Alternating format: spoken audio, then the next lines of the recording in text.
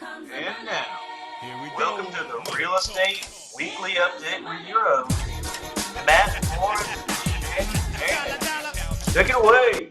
Thank you for watching Real Estate TV, and good afternoon. Real Estate TV is a show about everything related to real estate. My name is Matt Morris, and I work for Yellowfin Realty, and this is... I'm Shannon Danek, and I also work with Yellowfin Realty. And let's get off with today's news, but unfortunately we have a special guest coming in later on, which we will tell you about later. Shannon, the first news of the day would be? Oh, absolutely. So the Supreme Court in Pennsylvania recently ruled that homeowners do not have to disclose if the property was the site of a mass murder, suicide, or satanic ritual. In related news, Marilyn Manson just put his home up for sale. That listing agent was his personal Jesus, some might say. That's so Isn't ironic. that Jeffrey Dahmer's house is for sale, ironically, in Pennsylvania also for $329,000. And the first victim was murdered there. Consequently, the house is still on the market. That is a shame, because that is one tasty deal. Yes. Man. Well, in other news, we have a Tennessee couple that recently bought a home that used to belong to a crystal meth cooker. Hello, Florida man.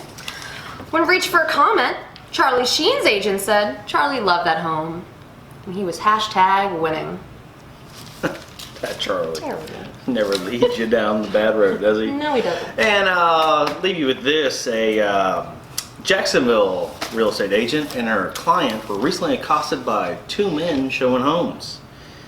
The two men demanded to know where the jewelry and furs were.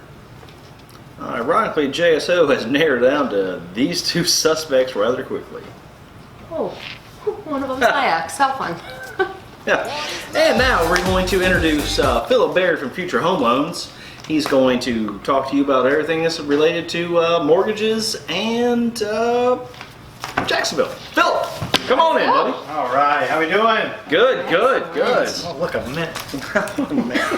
So, Philip, I recently have been reading in the newspapers and the news that the feds have cut the interest rate recently. Yes, Does sir. that apply to people wanting to get into a home or no? So, say if I'm a first-time home buyer, how can I get a mortgage? So there are going to be 5 major components to the mortgage. We have credit, income, assets, title, and appraisal. Okay, so with a first-time home buyer, depending on what type of program, you're as little as 3 to 3.5% down. Most lenders are going to require 20% down to avoid mortgage insurance, but for first-time home buyers, there are available programs for 3, which is a conventional, and 3.5%, which is FHA. Now, there are also USDA loans, but again, not really that well in Duval County, but that's 100% financing. So Like 100% beef. 100% money, meaning there's no required down payment. There are still closing costs involved, and that is one of the asset portions of the original 5 components. But we'll take a look at their income, where they've been employed for the last 2 years. We look at their credit for the last 7 years, essentially, and we look at the last 60 days worth of bank statements. Those 3 items will allow me to do a consultation to find out how much they're approved for, but also how much they can afford to be approved for, because it's not what you can afford as much as what you really can want to pay.